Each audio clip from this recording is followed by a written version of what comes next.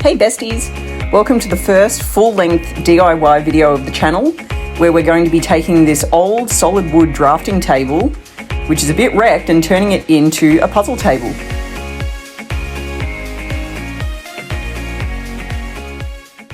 I will get measuring, and then tomorrow morning I'll be up bright and early to go to Starbucks first, then Spotlight, then Bunnings, and then come home and start flipping and see how much I can get done in my one day off this week. So after I thoroughly cleaned everything, I went ahead and started taking everything apart. First was the hinges so that I could get the really heavy top off. And this was where we came across hiccup number one. That third hinge was so stuck. I could not get that last screw out. Then once I got the drawers out, I was trying to take the hardware off and they had these stupid things on the bolts. So I basically had to almost wreck the drawers. They almost split in half because I could not get these out. I don't have an angle grinder or anything. There were 3 separate drawers. I ended up using a hammer to strip the thread off so that I could hammer it through. Had to fix up the damage before I could continue, but it was the only way that I could get them out and put new handles on the drawers. I cleaned up the drawers again because obviously they'd gotten quite a bit of dirt and dust as I was going through the whole process. And at this point, Rory really wanted to come into the garage, so she came in and I decided that I hadn't done a good enough job of fixing up all the drawers in terms of cleaning. So I grabbed my microfiber cloth and some sugar soap and water, and then I went through and just made sure that they were all clean and that there was no soapy residue left on them.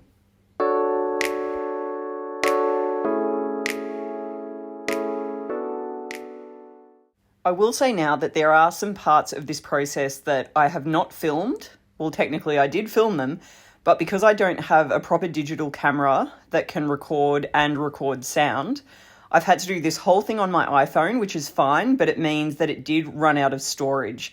So to actually get this video to you, I basically had to delete a bunch of the stuff that I thought was not quite as interesting or quite as important. But it does mean that there's a bit of a jump in terms of going to Bunnings at the start, picking the drafting table up in a Bunnings ute and all that sort of stuff at the beginning. And then at the end, there's some stuff missing as well. So you'll notice quite a big jump. But if you have any questions, please ask me in the comments, remembering that this is my first ever DIY upcycle. I am a beginner. I don't exactly know what I'm doing. I'm just watching a lot of other furniture flippers on YouTube and trying my best, but I love doing this stuff, so I'm really excited to get going and see if it actually sells in the market around this area. So obviously you can see taping. Corey bought me this huge bottle of Bombay Sapphire gin that literally came with like a goblet, because he went to get some gin and the guy down at the bottle-o said, "Do you want one of these gift packs? I've had it since last Christmas. I can't get rid of it." So now I have this weird glass chalice to drink gin out of. Once I had everything completely taped up, I started popping all these little washers off out of the adjusters for the height of the jigsaw puzzle table. And then I mixed up my wood putty. Yes, I made way too much wood putty. I don't know why I thought I would need this much. I've now wasted about 1/3 of a tub because of how much I mixed up and how much ended up getting washed down the drain at the end.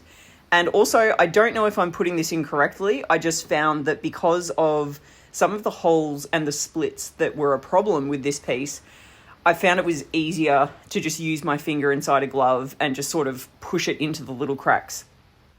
I then had a putty knife, so I just sort of gradually taught myself how to use that. Here is the shameless plug. If you want DIY and cleaning motivation videos, please subscribe and turn on the notifications so that you can see next time I try and teach myself to flip something, and we'll see if it's any more successful than this time together. Would love to have you on the journey. So now I got my brand new canvas drop cloth, which is a huge upgrade from plastic drop cloths that I use when painting rooms that get stuck to everything. And I put foil in my paint tray because I'm lazy and I hate the cleanup. This is the paint that the lady at the paint counter in Bunnings recommended to me because she said that it's basically got sort of primer, paint and top coat all in one, because I said I really wanted to make sure that whoever, fingers crossed, whoever buys this piece and takes it home will be able to clean it up with normal soap, water, multi-purpose cleaner, and a cloth. And she assured me that this would be fine. So I started painting. So please enjoy what I think is kind of satisfying.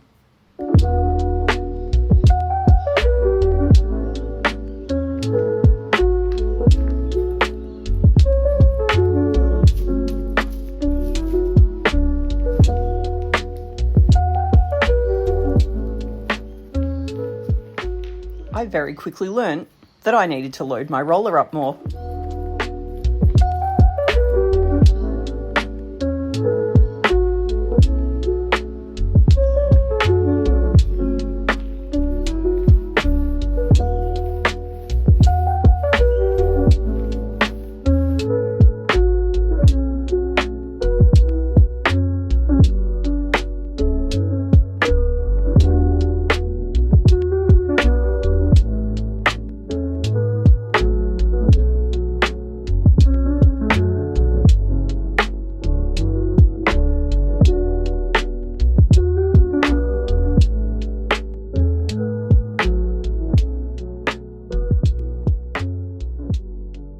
This ended up needing 3 coats. In fact, basically everything needed 3 coats except for the drawer fronts. They only needed 2 coats. I lied. I forgot about these. These needed about 5 coats.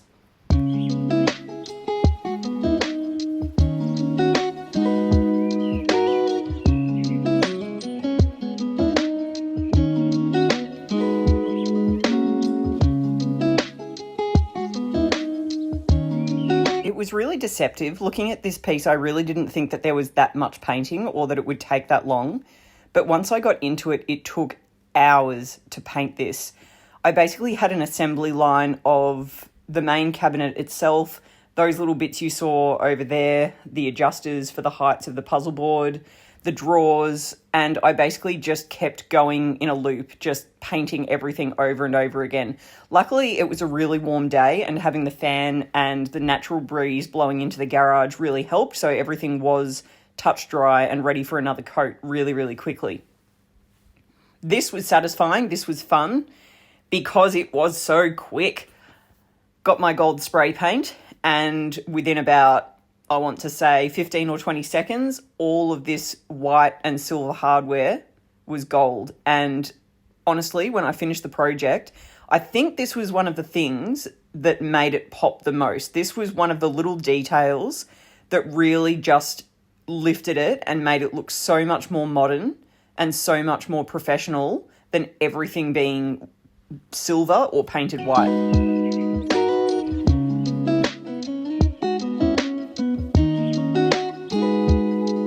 As very much a beginner furniture flipper, I really wasn't sure about the wood putty. Once it was on, it just seemed so gunky. I wasn't sure if I'd mixed it up properly. I wondered if I'd wrecked the whole project because it looked so gross. But I was really surprised that once I sanded it back, it was nice and smooth and ready to be painted. So obviously the things that some of these furniture flippers are teaching on YouTube is correct, and I shouldn't have been worried about the wood putty, but I was just so worried that I had applied it incorrectly. That was not the case, so relief all round.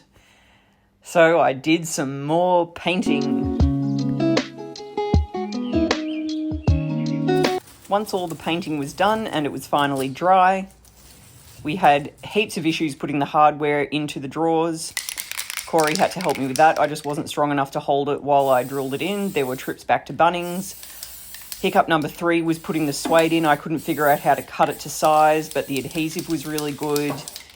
There were just so many issues, and this was not a good project to pick for my first project. So you live and you learn, but look, this is such a unique piece. I didn't think I would ever find it again, so I'm really glad that I did it. And here you'll notice a big jump forward. I couldn't do the frame, but I got the suede on.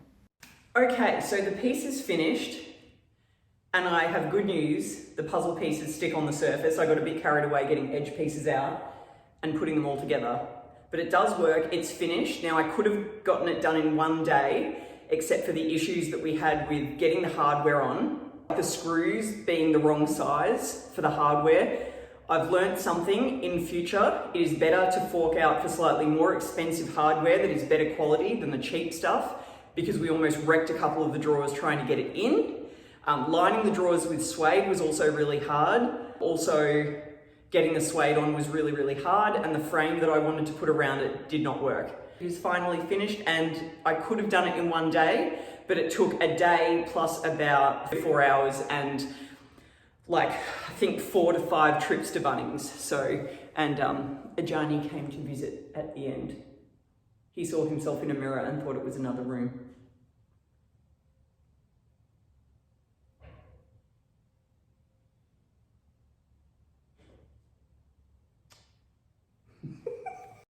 As usual, here are the photos to remind us what it looked like before. It was a cool little drafting table, but definitely had some problems. They'd tried to repaint it at one point and immediately given up.